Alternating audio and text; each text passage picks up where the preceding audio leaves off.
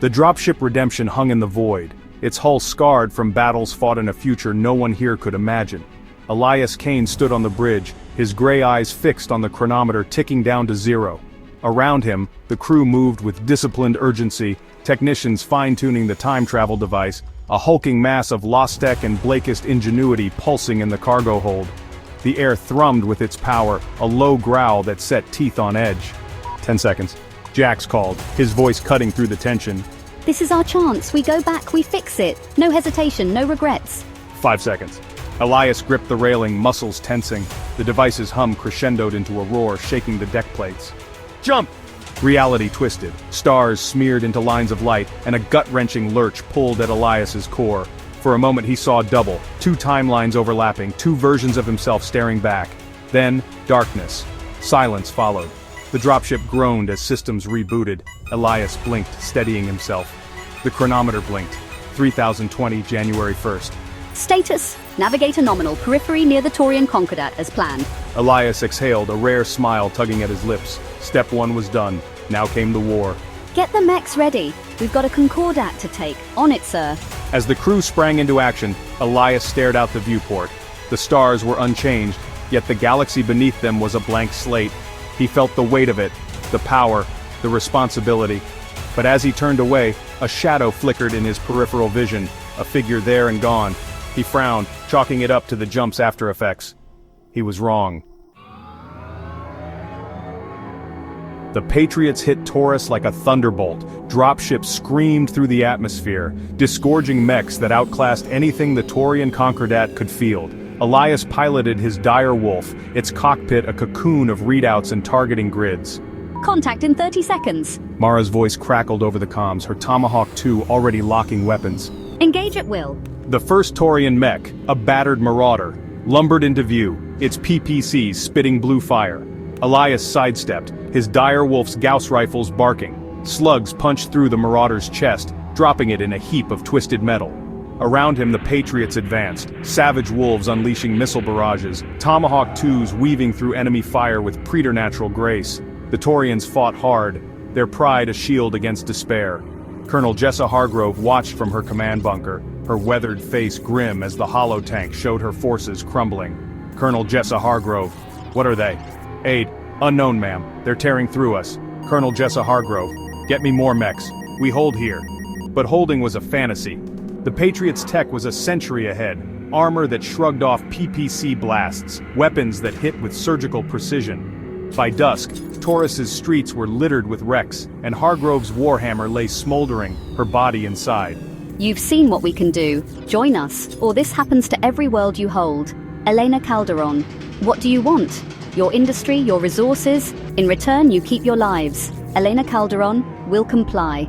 The Concordat was theirs, its factories soon churning out supplies for the next campaign. But as Elias left the meeting, he saw it again. A spectral figure in the corridor, watching. He blinked, and it vanished.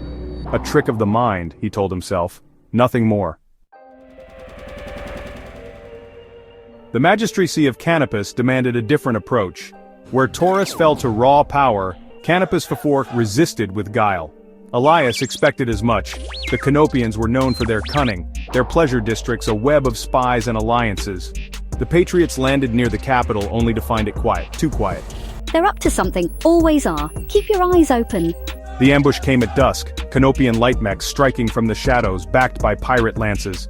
A locust darted in, autocannons blazing only to be vaporized by a savage wolf's lasers.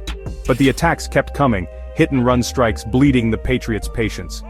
Elias adapted. His spies, cloaked in stealth tech, infiltrated Canopian networks, sowing discord among their allies. Pirate bands turned on each other, misled by false orders. Within weeks, the resistance frayed. The final blow fell when Kira, Elias's best operative, led a strike team into the Magistrix's palace. Cloaked infantry slipped past guards, and a precision airstrike silenced the defenses. The Magistrix, Kiala Centrella, faced Elias in her throne room, her defiance unbroken. Kiala Centrella, you'll never hold this. I don't need to hold it, I just need it to serve. He installed a puppet regime, securing the Magistracy's wealth. That night, reviewing the victory, he heard it, a faint whisper. You're rewriting too much. He spun, but the room was empty. The shadows, though, seemed darker. The Capellan Confederation was a house of cards, fragile beneath its iron facade. Elias saw opportunity in its fractures, dispatching his patriots as mercenaries to Cien. Their mechs bore salvage paint, hiding their true origins. Duke Liang, you bring weapons, support, what's your price? Influence, your factories, a voice in your councils. Duke Liang, and if I refuse, you won't. The Chancellor's strangling your people. We can free them, together. Duke Liang, deal. For months, the Patriots armed Liang's faction, training them in advanced tactics. The coup struck like lightning. Key garrisons fell, the Chancellor's cataphract guard shattered by Patriot firepower. Elias's direwolf anchored the final assault, Gauss slugs tearing through loyalist lines as Liang claimed the throne. At the coronation, Elias watched from the sidelines, a quiet satisfaction settling in. But a chill followed. A ghostly figure stood among the crowd, its presence a weight on his chest. This isn't the end, it seemed to say. They're done. Good, phase 2 begins. But as he cut the line, the ghosts returned. Multiple now, their forms sharper. What are you? The Rasselhag military district simmered with rebellion against the Draconis Combine. Elias fueled it, arming farmers with mechs and training them into a guerrilla force. In secret, he met Combine envoys, using his knowledge of their future failures to extract concessions. You've given us a future, keep it. That night the ghosts crowded his sleep, their voices a chorus. The clans are near. The clan invasion loomed, a shadow Elias had seen in the histories. From 3041 he prepared. Factories churned out advanced weapons, mech warriors drilled in clan tactics. He ambushed Wolf's dragoons on New Valencia, capturing their leader and prying loose secrets of the Exodus Road. You'll ruin us, the clans will ruin you, I'm your shield. By 3050 the inner sphere bristled with defenses.